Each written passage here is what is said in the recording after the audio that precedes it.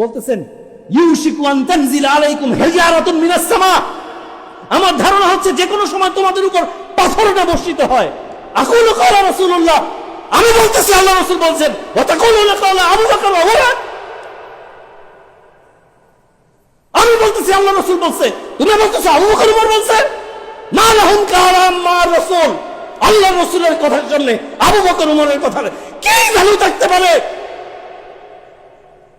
একটা হকের দাওয়াত দিয়ে হকের ব্যাপারে মুলামুলি করে কথা কাটাকাটি করে বলতেছে আল্লাহ রাসূলের কথার সামনে তোমার এই হকের কি ভ্যালু থাকতে পারে? আল্লাহু আকবার। সেখানে কোরআন হেরে যাবে। আল্লাহ সুবহানাহু ওয়া তাআলা বলছেন, ইন্না নাহনু নাযালনা যিকরা, নিশ্চয়ই আমরা এই কোরআনকে নাযিল করেছি, ওয়া ইন্না লাহু লাহাফিজুন। ও দুষ্কৃতকারী শুনে রাখো, ফামাহিলিল কাফিরিনা আমহিলহুম রুয়াইদা, কিছুদিন তোমরা ছাড় পাচ্ছ, অবশ্যই আল্লাহ তোমাদেরকে পাকড়াও করবেন, করবেনই করবেন ইনশাআল্লাহ। কোরআন কখনো হেরে যাবে না। সম্মানিত মসজিদের মুসল্লি, বলতে পারেন এত গলা উঁচু করে কথা বলছেন কেন? আল্লাহ রাসূল সাল্লাল্লাহু আলাইহি ওয়াসাল্লাম যখন খুতবার মঞ্চে দাঁড়াতেন, ইস্তাদ্দা গদাবুহু, তার রাগ বেশি হয়ে যেত, ওয়ালা সাউতুহু, তার কণ্ঠ উঁচু হয়ে যেত, ইহমাররাত আইনাহু, চক্ষু লাল হয়ে যেত, কান্নাহু মুদবিরু জাইশিন, কেমন যেন তিনি যুদ্ধের সৈন্যদেরকে ধমকাচ্ছেন। সাহতাহাকুম, এই তো সকালে, এই সকাল হলেই যুদ্ধ লাগবে, মাসাকুম, এই সন্ধ্যা হলেই লেগে শত্রু চলে আসবে। হকের কথা বলতেই হবে ভাই, সেটা আমার দলের বিপক্ষে যাক, আমার মতের বিপক্ষে যাক। আলহামদুলিল্লাহ, যাবতীয় প্রশংসা মহান আল্লাহ রাব্বুল আলামিনের, অগণিত দরুদ ও সালাম প্রিয় নবী মুহাম্মদুর রাসূলুল্লাহ সাল্লাল্লাহু আলাইহি ওয়াসাল্লামের প্রতি। আল্লাহুম্মা সাল্লি আলাইহি, আল্লাহুম্মা বারিক আলাইহি। আজকের জুমার খুতবায় আমরা যে বিষয়টা নিয়ে আলোচনা করতে চাচ্ছি, সে বিষয়টা আমার মনে হয় আজকে উজ্জ্বল রাখি। আলোচনা শুনতে শুনতেই বিষয় আমরা বুঝতে পারবো ইনশাআল্লাহুল আজিজ। একটা বিষয় একটু লক্ষণীয়, শুরুতেই বলে রাখি, আমি যেহেতু একজন রাজনীতিবিদ, স্বাভাবিকভাবেই অনেকে হয়তো ধারণা করেন মসজিদে গিয়ে হয়তো ভোট চেয়ে ফেলে কিনা। আমার মনে পড়ে না, 2019 সাল থেকে প্রায় দীর্ঘ 6-7 বছর এই মঞ্চে আল্লাহ সুবহানাহু ওয়া তাআলা আসার তৌফিক দিয়েছেন। কোনো খুতবার মঞ্চে দাঁড়িয়ে কোনো দলের পক্ষে বা মার্কার পক্ষে ভোট চেয়েছি, এটা আমার মনে পড়ে না। আলহামদুলিল্লাহ, আল্লাহ সুবহানাহু ওয়া তাআলা আমাদের হেফাজত করেছেন। মনে রাখবেন, কোনো রাষ্ট্র যখন তার কোনো সবচাইতে গুরুত্বপূর্ণ অস্ত্রটা ব্যবহার করে, সেই অস্ত্রটা ব্যবহার করতে গেলে সে খুব হিসাব করে ব্যবহার করে, সে খুব বুঝে শুনে খরচ করে, সে খুব চিন্তা ফিকির করে সে অস্ত্রটা ব্যবহার করে, কারণ সেটার ভারটা অনেক বেশি। সবচেয়ে গুরুত্বপূর্ণ অস্ত্রটা ব্যবহার করতে গেলে সবচাইতে বুঝে শুনে করতে হয়, কারণ স্বাভাবিকভাবেই সেটার দাম বেশি থাকে, সেটার সংখ্যা কম থাকে, সেটা ব্যবহার করার পরে যে প্রতিপক্ষের উপর ব্যবহার করা হবে সেটাতে তার ক্ষতি বেশি হবে। এখন সেটা যদি ভুল করে ব্যবহার করে, জায়গা মতো গিয়ে যদি সেটা না পড়ে, তাহলে সব দিক থেকে লস হয়ে যায়, তাই না? তেমনিভাবে কোনো রাষ্ট্র যদি তার সবচেয়ে সংবেদনশীল অস্ত্রটা, সবচাইতে স্পর্শকাতর সেন্সিটিভ কোনো কিছু ব্যবহার করে, সেটাও খুব সতর্কতার সাথে ব্যবহার করে, কারণ সেটাও যদি সতর্কতার সাথে না ব্যবহার করে তাহলেও নিজেরও অনেক ক্ষতি চলে আসতে পারে। এই জন্য আল্লাহ সুবহানাহু ওয়া তাআলার কাছে আমরা সবসময় হেদায়েত এবং হেফাজতের দোয়া করি, তার কাছে এই আশা করি আল্লাহ সুবহানাহু ওয়া তাআলা যেন আমাদের এই খুতবার মঞ্চের সবচেয়ে বড় অস্ত্র কি? লিসান, জিহবা, কথা, এই কথাগুলো যেন আমাদেরকে সংযত করে বলার তৌফিক দান করেন। আমিন। ওয়ামা তৌফিক ইল্লা বিল্লাহ, আলাইহি তাওয়াক্কালতু ওয়া ইলাইহি উনীব। মসজিদের ভিতরে, মসজিদ থেকে রাষ্ট্র পরিচালনা হয়েছে না?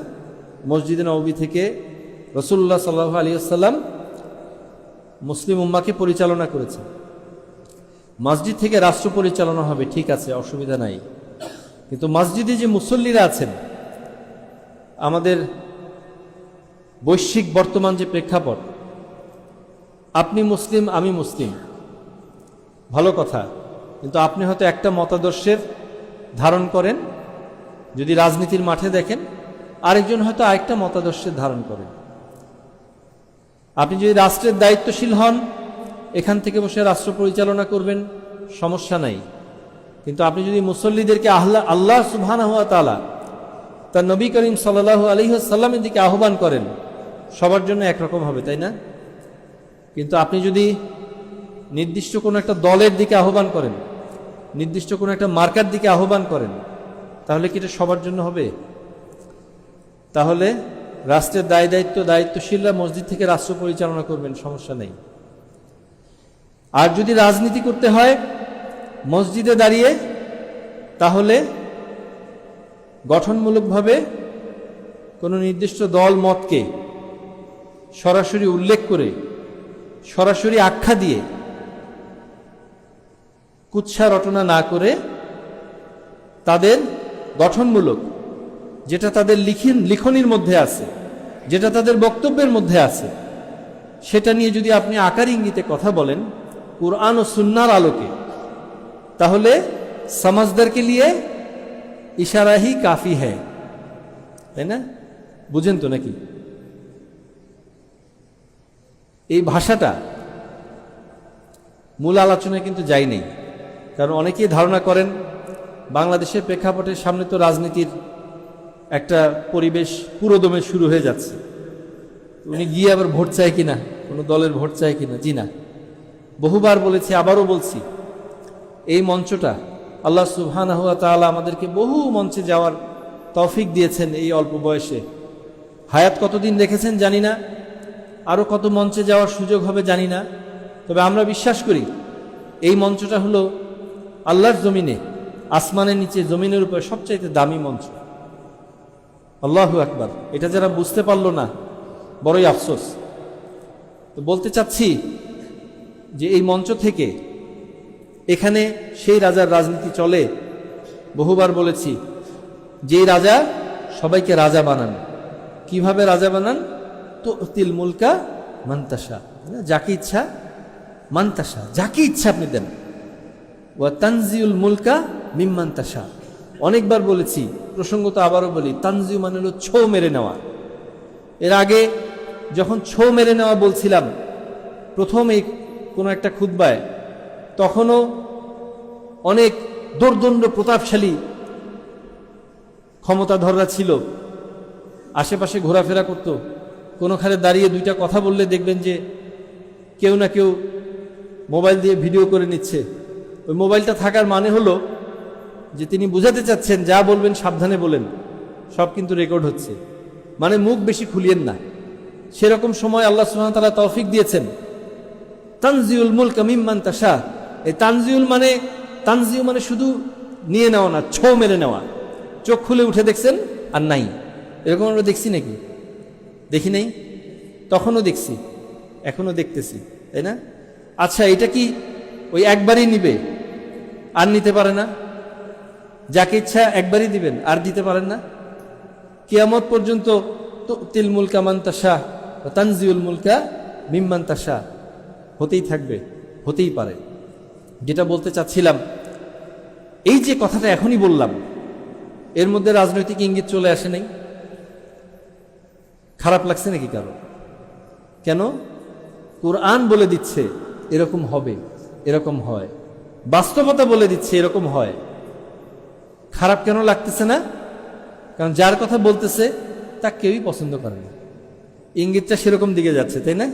যেহেতু কেউই পছন্দ করে না, শুনতে খারাপ লাগতেছে না। আচ্ছা, তাহলে কোরআন অনুযায়ী, বাস্তবতা অনুযায়ী যে কথাটা শুনতে পেলাম, কথা মনে হয় বোঝা যাচ্ছে না নাকি? বোঝা যাচ্ছে কি? এর থেকে বেশি স্পষ্ট করে এই মঞ্চে দাঁড়িয়ে বলার সুযোগ নাই। তো তাহলে যে কথা বললাম, এই কথা বলতে গিয়ে যার ইঙ্গিত হয়ে গেল, তাহলে কুরআন ও সুন্নাহর আলোকে আকার ইঙ্গিতে তো বৈশ্বিক প্রেক্ষাপটে, দেশের প্রেক্ষাপটে, সমসাময়িক প্রেক্ষাপটে কোনো না কোনো একটা রাজনৈতিক কথা তো আকার ইঙ্গিতে হয়ে গেল নাকি? কোরআনের বাইরে গেছে নাকি? হাদিসের বাইরে গেছে নাকি? অপছন্দ হয় নাই। কেন হয় নাই? কেন কেউই দেখার পায় না, তাই না? যেগুলো দেখার পায় সেগুলো এখন দুম মেরে আছে নাকি? আঞ্চলিক হয়ে গেল ভাষা, লাইভ হচ্ছে, রেকর্ড হচ্ছে, সারা দেশে বিশ্বে চলে যাবে, হয়তো নাও বুঝতে পারে। মানে এখন একটু চুপ মেরে আছে তারা। যদি দুই চারটা থাকে দেখার পায়, তারা না চুপ হয়ে আছে, এই জন্য খারাপ লাগতেছে না। কিন্তু ভাই, কোরআন কি শুধু কাফেরের জন্য আসছে? কোরআন কি শুধু মুশরিকের জন্য আসছে? কোরআন মুমিনের জন্য আসছে। আর কার জন্য আসছে? মুনাফিকের জন্য আসছে, তাই না? সবার জন্য আসছে। তাহলে এমন একজনের কথা বলতে গিয়ে আকার ইঙ্গিতে এমন দিকে চলে গেল, শুনতে খারাপ লাগলো না। কিন্তু এমন একজনের কথা যদি বলে ফেলি আকার ইঙ্গিতে কোরআন হাদিসের আলোকে, দেখা যাচ্ছে আশেপাশেই বসে আছে, আমার সাথেই আছে, একসাথে চলতেছে, তাহলে কি কোরআন মিথ্যা হয়ে যাবে নাকি? কি কোনো দলের কথা বললাম নাকি? কোনো মার্কার কথা বললাম নাকি? যে কথা থেকে শুরু করেছিলাম, বলতে চাচ্ছি এখানে একমাত্র সেই রাজার রাজনীতি চলে। এই জন্য এখানে আমরা কোনো দল মত এবং নির্দিষ্ট কোনো মার্কার ব্যাপারে আলাপ করতে আসি নাই। এই ভুল ধারণা থাকার কোনো প্রয়োজন নাই ইনশাআল্লাহ। আল্লাহ সুবহানাহু ওয়া তাআলা, এবার আমরা প্রসঙ্গের দিকে যাওয়ার আগে আরেকটা ছোট্ট কথা বলে নিই। এই ধরনের মঞ্চে আমরা খেয়াল করে দেখবেন, যখন দুর্নীতিবাজ সামনে থাকে, দুর্নীতি নিয়ে কথা বলতে একটু কেমন জানি লাগে। যখন চোর সামনে থাকে, চোর আবার সামনে থাকে কেন? থাকে তো, চোর থাকে, ভোট চোর থাকে, কত রকম চোর আছে, শীতল চোর আছে, নানান রকম চোর আছে না, ভোট চোর আছে, চোর তো চোরই ভাই। যখন চোর সামনে থাকে তখন দেখবেন যে চোর নিয়ে কথা বলতে একটু কেমন কেমন লাগে। যখন সুদখোর মহাজন সামনে থাকে তখন কথা বলতে কি একটু কেমন কেমন লাগে। তো এরকম লোক সামনে আমরা পাইছি না? দুর্নীতিবাজও সামনে পাইছি, বড় বড় জায়গায় পাইছি, চোর ভোট চোরও সামনে পাইছি, সুদখোর মহাজনও কিন্তু সামনে পাইছি না? তো যখন সেই মহাজনরা বাইরে থাকে তখন তারা কি হয়? তখন আমরা কি বলি?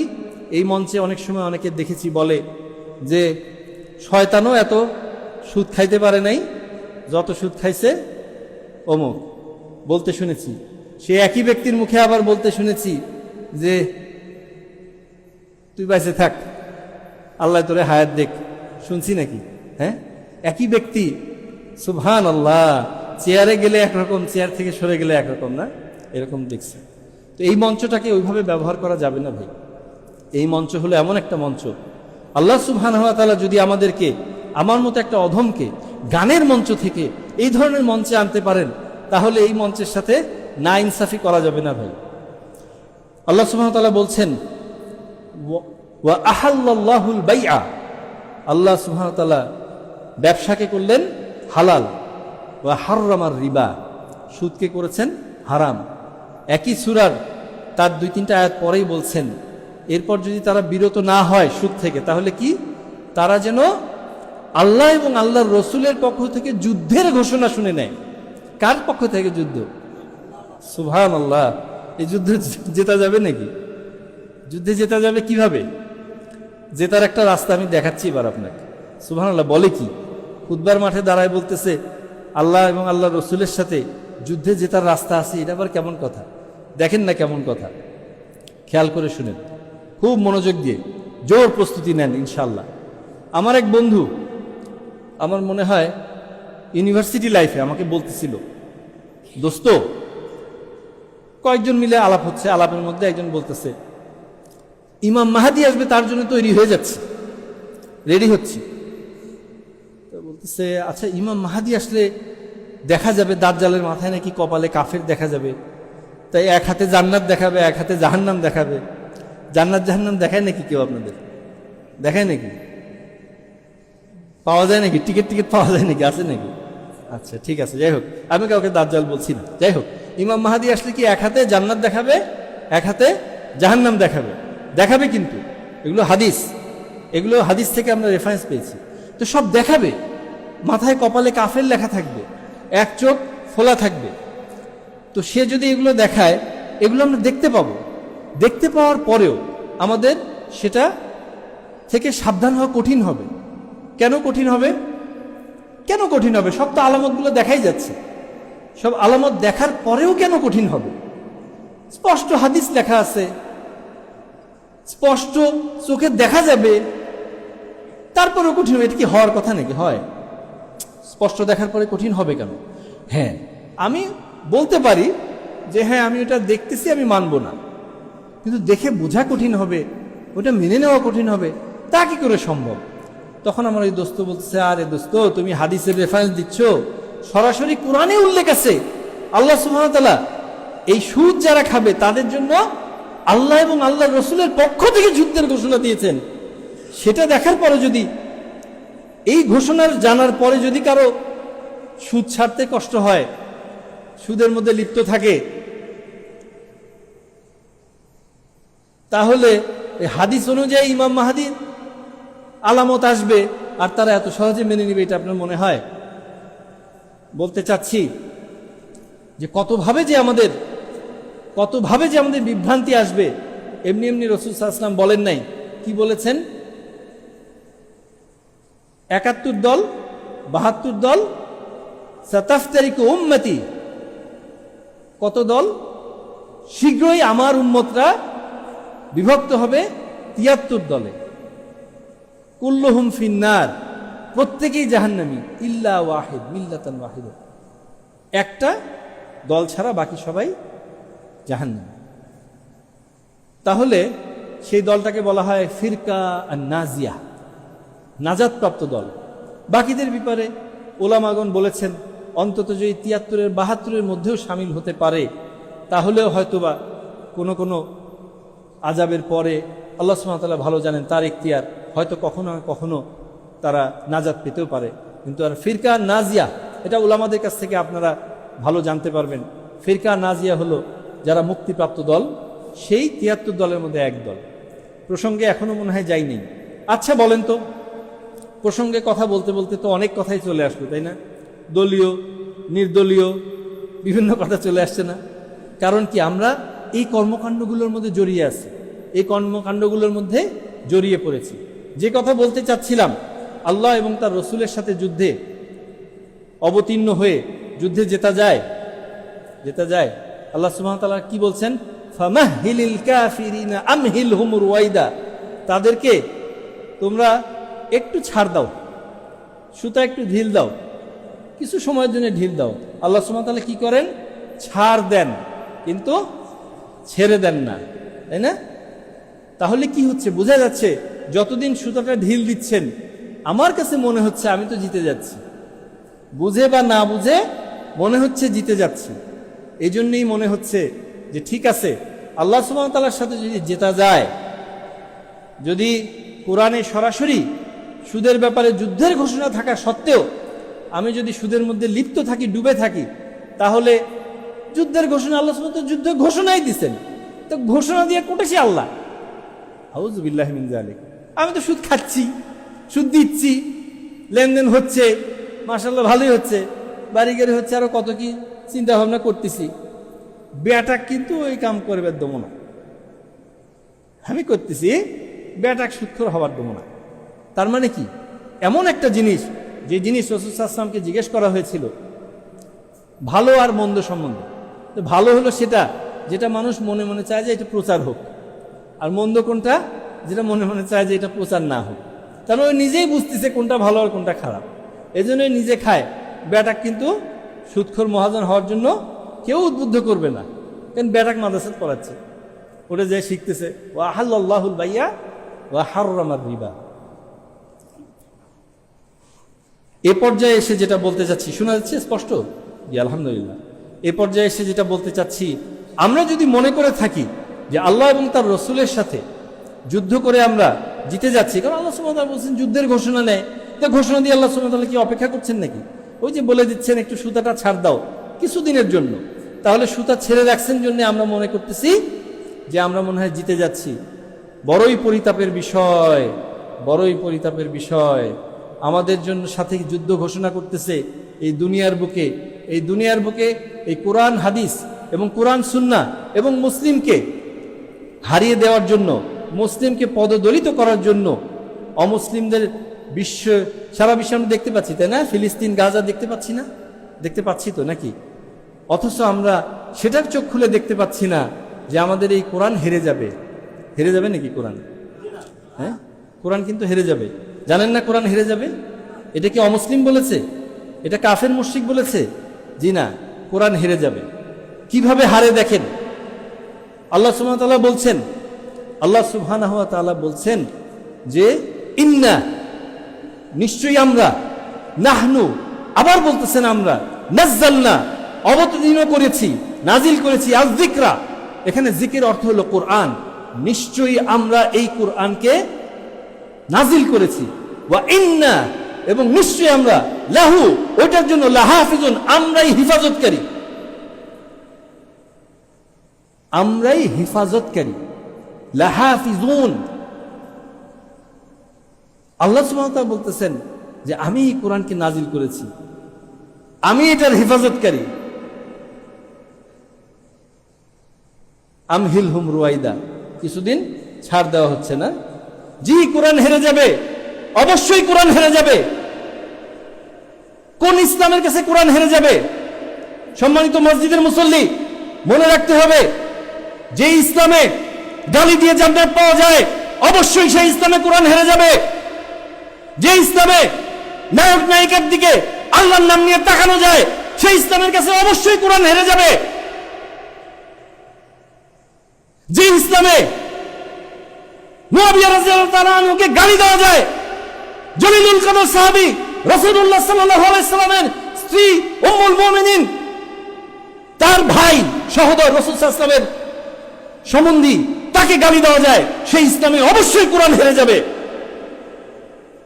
যে ইসলামে রাসূলুল্লাহ সাল্লাল্লাহু আলাইহি সাল্লামের নবুয়তকে অসম্পূর্ণ ভাবা যায়, দুর্বল ভাবা যায়, অবশ্যই সেই ইসলামে কোরআন হেরে যাবে। যে ইসলামে দুনিয়ার সম্মানকে ইসলামের থেকে বড় সম্মান মনে করা যায়, অবশ্যই সেই ইসলামে কোরআন হেরে যাবে। কারণ ওমর রাদিয়াল্লাহু তাআলা আনহু বলছেন, ইন্না কুন্না আযাল্লা কওমিন, আমরা ছিলাম একটা ডিসগ্রেস, একটা জিল্লতের একটা জাতি। ফাআযানা আল্লাহু বিল ইসলাম, আল্লাহ সুবহানাহু ওয়া তাআলা আমাদেরকে ইসলামের মাধ্যমে সম্মানিত করেছেন। ফামাহমা নাতলুবুল ইজ্জা, আর যদি কেউ খোঁজে ইজ্জত, বিগাইরি মা আযানা আল্লাহু বিহি, যেটার মাধ্যমে আল্লাহ সুবহানাহু ওয়া তাআলা আমাদেরকে ইজ্জত দিলেন, আদাল্লানা আল্লাহ, এই ইসলাম ব্যতীত অন্য কিছুর মধ্যে যদি কেউ ইজ্জত খুঁজে, তাহলে আমাদেরকে আল্লাহ সুবহানাহু ওয়া তাআলা আবার জিল্লত দিবেন, আবার ডিসগ্রেস করে দিবেন। জি, আমার বাসায় এখন উপদেশটা আসে, এই জন্য ইজ্জত মনে হয়, ইসলামের জন্য আমার ইজ্জত মনে হয় না। আমার এখন বিভিন্ন জায়গায় দাওয়াত আসে, এই জন্য আমার ইজ্জত মনে হয়। অবশ্যই সেই ইসলামে কোরআন হেরেই যাবে, অবশ্যই হেরে যাবে। হায় হায় হায় হায়, আমরা সবই বুঝলাম, ইহুদি নাসারারা বোমা মেরে ফিলিস্তিন গাজা ফাটিয়ে ফেললো, সব বুঝতে পারলাম, কিন্তু আমার ঘরের মধ্যে টুপি মাথায় দিয়ে এসে কোরআন হারিয়ে দিয়ে গেল, সেই ইসলাম বুঝলাম না। আউযু বিল্লাহি মিন যালিক। এই জন্য আমাদেরকে সতর্ক সাবধান হতে হবে। আমার মনে হয় আজকের খুতবার বিষয়বস্তু বলার দরকার আছে। সম্মানিত মসজিদের মুসল্লি, মনে রাখতে হবে, আল্লাহ রাসূল সাল্লাল্লাহু আলাইহি ওয়াসাল্লাম বসে আছেন, পুরনো হাদিস, প্রসিদ্ধ হাদিস, বহুবার বলেছি, আবারও বলছি। একজন বেদুইন আসলেন, এসে বলতেছেন, ইয়া রাসূলুল্লাহ দুল্লানি আলা আমালিন ইযা আমিলতুহু দাখালতুল জান্নাহ, আমাকে এমন একটা আমল দিন তো, আমি জান্নাতে চলে যাব, আমলটা করলেই জান্নাতে চলে যাব। রাসূল সাল্লাল্লাহু আলাইহি ওয়াসাল্লাম বলছেন, উবুদুল্লাহ ওয়ালা তুশরিকু বিহি শাইয়া, আল্লাহর ইবাদত করো, আর কোনো কিছুর সাথে তাকে শরীক করিও না। ওয়া তুকিমুস সালাতাল মাকতুবা, তুকিমুস সালাতাল মাকতুবা, 5 ওয়াক্ত যে ফরজ সালাত এটা আদায় করো। ওয়া তুআদ্দিজ যাকাতাল মাফরুদা, ফরজ যাকাতটা দাও। ওয়া তাসুমু রমাদানা, রমাদান মাসের রোজা কয়টা রাখো। ওয়া তাহুজ্জাল বাইতা ইন ইসতাতা ইলাইহি সাবিলা, সামর্থ্য থাকলে হজ করো, তোমার যদি হজ ফরজ হয়ে থাকে। বলার পরে তিনি বলতেছেন, ওয়াল্লাযী নাফসি বিয়াদিহি, সেই সত্তার শপথ যার হাতে আমার প্রাণ, ওই আরব বেদুইন বলতেছে, লা আজিদু আলা হাযা শাইআ, আমি এর থেকে একটু বেশি করব না, ওয়ালা আনকুসু মিনহু, আমি এর থেকে একটু কমও করব না। ও আল্লাহর রাসূলের সামনে আল্লাহর কসম করে, আল্লাহর রাসূলের সামনে আল্লাহর কসম করে, আল্লাহর রাসূলের সামনে আল্লাহর কসম করে বলতেছে, আমি জীবনে আমি নফল নামাজ পড়ব না, জীবনে আমি নফল সদকা দিব না, জীবনে আমি নফল রোজা করব না। চারটিখানি কথা নাকি? আমি এর থেকে একটুও বাড়াবো না, তবে কথা দিচ্ছি আমি এর থেকে একটুও কমাবো না। আমি ওই আল্লাহর শপথ করতেছি। এই লোক যখন ঘুরে চলে যাচ্ছে, তখন আল্লাহ রাসূল সাল্লাল্লাহু আলাইহি ওয়াসাল্লাম ডেকে বলতেছেন, মান সাররাহু, কে চায় আন ইয়ানজুরা, দেখার জন্য, ইলা রাজুলিন, সেই ব্যক্তির দিকে, মিন আহলিল জান্নাহ, জান্নাতি একটা লোককে দেখতে চায়, ফালইয়ানজুর ইলা হাযা, এই লোকটাকে যেন দেখে নেয়। নামাজ রোজা হজ যাকাত করলে বেহেশত পাওয়া যায় না। জি, সেই ইসলামের কাছে কোরআন হেরে যাবে। আল্লাহ রাসূল বলতেছেন, এক ওয়াক্ত নফল নামাজ, এক রাকাত নফল নামাজ পড়বে না, তারপর দেখো যে এই লোকটা জান্নাতে, ইন সাদাকা, যদি সে সত্য বলে থাকে। নামাজ রোজা হজ যাকাতের বাইরে কিছু বলছে? কালেমার নামাজ রোজা হজ যাকাত বাদে আমরা এমন ইসলাম দেখতে পাচ্ছি যে ইসলামের নামাজ রোজা হজ যাকাত করলে জান্নাত হয় না ভাই। অবশ্যই সেই ইসলামের কাছে কোরআন হেরে যাবে, অবশ্যই সেই ইসলামের কাছে আল্লাহ এবং আল্লাহ রাসূল যুদ্ধে হেরে যাবে। এটা আমাদের বুঝতে হবে ভাই। ঈমান আমল কেড়ে নিয়ে চলে যাচ্ছে ভাই, বুঝতে হবে। প্রথমে যার কথা কইছি খারাপ লাগে নাই, কারণ তাক কেন দেখার পায় না। এখন করলে খারাপ লাগতেছে? জি না, খারাপ লাগার সুযোগ নাই। এই মঞ্চে দাঁড়িয়ে কথা যদি আমার বিপক্ষে যায়, কথা বলতেই হবে, কারণ এটা হকের মঞ্চ। যেখানে হক আসে বাতিল দূরীভূত হবেই। যা আল হক ওয়া যাহাকাল বাতিল ইন্নাল বাতিলা কানা যাহুকা, সে আপনার ভাই হোক, দাদা হোক, চাচা হোক, আপনার দলের লোক হোক, কিচ্ছু করার নাই, হক বলতেই হবে ভাই। সেজন্য আমাদের সতর্ক সাবধান হতে হবে। এমন কিছু ইসলাম আমরা দেখতে পাচ্ছি যে ইসলামে কোরআনও হেরে যায়, যে ইসলামে আল্লাহ আল্লাহ রসুলের সাথে যুদ্ধের ঘোষণা থাকলে সেই যুদ্ধেও আমরা নাকি জিতে যাব। অসম্ভব, এটা হতে পারে না। আল্লাহ সুবহানাহু ওয়া তাআলা বলেছেন, ফামাহহিলিল কাফিরিনা আমহিলহুম রুয়াইদা, একটু সুতাটা ঢিল দেওয়া হচ্ছে, ঢিল দিলে সময় মতো সুতা ঠিকই টান দেওয়া হবে ইনশাআল্লাহুল আজিজ। বক্তব্যের এই শেষ পর্যায়ে এসে বলতে চাচ্ছি, প্রিয় মুসলিয়ান কিরাম ভাই, জীবনটা এতটুকুই, তাই না? যে কোনো সময় এখান থেকে বের হয়ে চোখ বন্ধ হয়ে যেতে পারে। মনে রাখতে হবে, ঈমান বিক্রি করা যাবে না ভাই, কোনো অবস্থাতেই না, কোনো মূল্যেই না। যে কোনো অবস্থাতেই আল্লাহ এবং আল্লাহ রসুলের তার দেয়া কুরআন এবং তার দেয়া দিক নির্দেশনাগুলোকে যে কোনোভাবে উপলব্ধি করতে হবে ভাই, বুঝতে হবে। যে কোনো অবস্থাতেই আমার কাছে যদি কোনো ফেরিওয়ালা এসে বলে যে হ্যাঁ এই এই অবস্থা, এই অবস্থা, নামাজ রোজা হজ যাকাত ট্রেনিং কোর্স, এটা মূল ইবাদত নয়, এটা হলো ট্রেনিং কোর্স। মূল ইবাদত হলো মসনদে বসে দিন কায়েম করা, অথচ দিন কায়েমের আলাপই এখন আর ওটা নাই। আছে নাকি? জি না, নাই, খুঁজে পাবেন না। ছিল, কিছুদিন আগেও ছিল, এখন আর নাই। বুঝতে হবে ভাই, আমাদেরকে বুঝতেই হবে, বোঝার কোনো বিকল্প নাই। পরিশেষে আবারও সেটা মনে করিয়ে দিতে চাচ্ছি যে আল্লাহ সুবহানাহু ওয়া তাআলা এই দিনকে কায়েম রাখবেন ইনশাল্লাহ, প্রতিষ্ঠিত রাখবেনই ইনশাল্লাহ। কাদের মাধ্যমে রাখবেন? তারা যদি আল্লাহ রাস্তায় ব্যয় করে, এটা তাদের নিজেদের জন্যই করে, উপকার তার। আপনি আল্লাহর উপকার করতে পারবেন?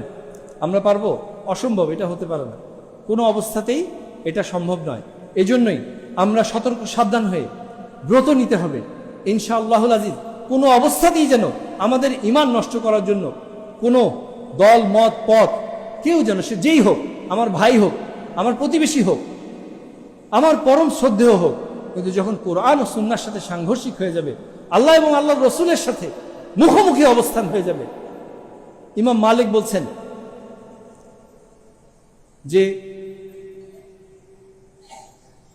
ইজা সাহাল হাদিস ফাহুয়া মাযহাবি ফাহুয়া মাযহাবুনা, আর এটার সাথে যদি মুখতালিফ কিছু বলে, ফাদরিবু কাওলি আল হাইতা, আমার কথাকে দেয়ালে ছুঁড়ে মারো।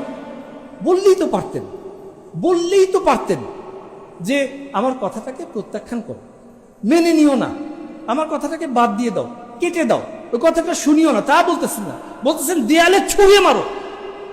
মানে আল্লাহ রসুলের কথার সামনে আমার কথার কি মূল্য থাকতে পারে, কি ভ্যালু থাকতে পারে? সাহাবীর কাছে এসে বলতেছেন, ওমর রাদিয়াল্লাহু আনহু ছেলের কাছে এসে বলতেছেন, তামাত্তু হজ না কিরান হজ, কোনটা করব? তো রাসূল সাল্লাল্লাহু আলাইহি ওয়াসাল্লাম তামাত্তু হজ পছন্দ করতেন। ওমর রাদিয়াল্লাহু আনহু, আবু বকর রাদিয়াল্লাহু আনহু কিরান হজের ব্যাপারে প্রেসক্রাইব করতেন। কেন করতেন? তামাত্তু হলে একসাথেই করে, উমরা আর হজ একসাথেই করে। কিরান হজ কিন্তু আলাদা হজ, উমরা আলাদা করে। উমরা শব্দের অর্থ হলো আবাদ করা। এই যে আমরা উমরায় যাই না, উমরা শব্দের অর্থ হলো আবাদ করা। তাহলে যদি আলাদা আলাদা করে তাহলে বারবার আসবে, মসজিদটা আবাদ হবে বেশি, কাবার আশেপাশটা আবাদ হবে বেশি। সে সময় তো মুসলিমদের সংখ্যা এখন যেরকম সারা বিশ্বে এত মুসলিম তত তো ছিল না। তো ওনারা এই জন্য বলতেন যে কিরান হজটা করলে কি হবে, আবাদটা বেশি হবে, একবার উমরার জন্য আসবে, আবার একবার হজের জন্য আসবে। তো তখন যখন বলতেছেন যে সম্ভবত এটা ইবনু মাসউদ রাদিয়াল্লাহু আনহু কে জিজ্ঞেস করছেন, উনি তখন বলতেছেন, না আবু বকর উমর তো কিরানে তামাত্তুর কথা বলতেন না, তামাত্তুর সাজেশন দিতেন না। তখন বলছে রাসূলুল্লাহ সাল্লাল্লাহু আলাইহি ওয়াসাল্লাম তামাত্তু হজ পছন্দ করতেন। আবু বকর উমর তো তামাত্তুর ব্যাপারে খুব একটা প্রেসক্রাইব করতেন না, উপদেশ দিতেন না, বা নিষেধও করতেন কখনো কখনো। কারণ কি? আবাদের জন্য নিষেধ করতেন, বারবার আসবে। তামাত্তু হলে আমরা এখন যে হজ করি, যে প্রথমে উমরা করি, পরে আবার ইহরাম ছেড়ে দিয়ে আবার হজ করি, তাই না? আবার ইহরাম বেঁধে। কিন্তু ওনারা তো ওই সময় দেখছেন যে বারবার আসার জন্য, তো তাহলে তামাত্তু থেকে কিরান করলে মানুষ বারবার আসবে। তখন দ্বিতীয়বার বলতেছে রাসূলুল্লাহ সাল্লাল্লাহু আলাইহি ওয়াসাল্লাম তামাত্তু হজ পছন্দ করতেন। উনি আবার বলতেছেন, ওনার কথাটা কি মিথ্যা? আবু বকর উমর তো তামাত্তু নিষেধ করতেন। কথা কিন্তু মিথ্যা না, কথা কিন্তু সত্য। কারণ হলো আরেকটা, যেটা আবু বকর উমর বলতেন সেটাও মিথ্যা না, সেটাও শরীয়তের মধ্যে, সেটাও জায়েজ, সেটাও সুন্নাহ। এখন দেখেন দুইটা সঠিক কথা, একটা বাতিল হলে কথা ছিল, জাল হাক্কু জাহাকাল বাতিল কিন্তু না, সত্য আসছে মিথ্যা সরে গেছে তা কিন্তু না। ইনি যেটা বলতেছেন ইনিও সেটাই বলতেছেন, এটাও সত্য ওটাও সত্য। সত্যে সত্যে কি হয় দেখেন।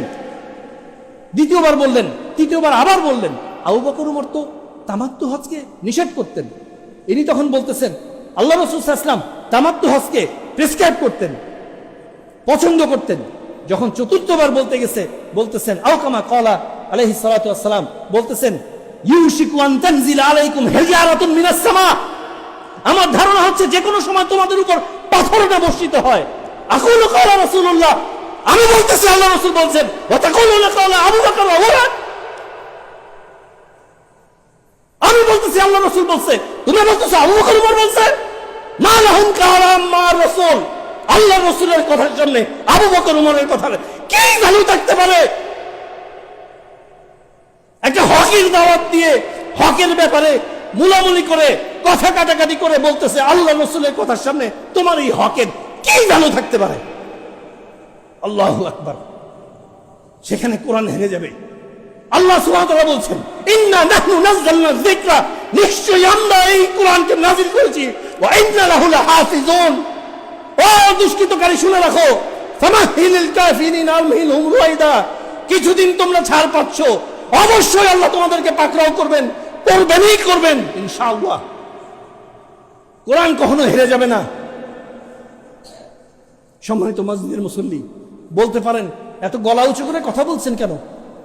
আল্লাহ রাসূল সাল্লাল্লাহু আলাইহি ওয়াসাল্লাম যখন খুতবার মঞ্চে দাঁড়াতেন, ইস্তাদ্দা গদাবুহু, তার রাগ বেশি হয়ে যেত, ওয়ালা সাউতুহু, তার কণ্ঠ উঁচু হয়ে যেত, ইহমাররাত আইনাহু, চক্ষু লাল হয়ে যেত, কান্নাহু মুগদিরু জাইশিন, কেমন যেন তিনি যুদ্ধের সৈন্যদেরকে ধমকাচ্ছেন। সাহতাহাকুম, এই তো সকালে, এই সকাল হলেই যুদ্ধ লাগবে, মাসাকুম, এই সন্ধ্যা হলেই লেগে শত্রু চলে আসবে। হকের কথা বলতেই হবে ভাই, সেটা আমার দলের বিপক্ষে যাক, আমার মতের বিপক্ষে যাক। আল্লাহ রাব্বুল আলামিন আমাদেরকে বোঝার, জানার, মানার এবং এখান থেকে এই দ্বীনকে প্রোটেক্ট করার, এই দ্বীনকে সংরক্ষণ করার, তার যোদ্ধা হওয়ার তৌফিক দান করুন। আকুলু কওলি হাযা আস্তাগফিরুল্লাহ লি ওয়া লাকুম ওয়া লিসাইরিল মুসলিমিন ফাস্তাগফিরুহু ইন্নাহু হুয়াল গফুরুর রহিম। আসসালামু আলাইকুম ওয়া রাহমাতুল্লাহি ওয়া বারাকাতুহু।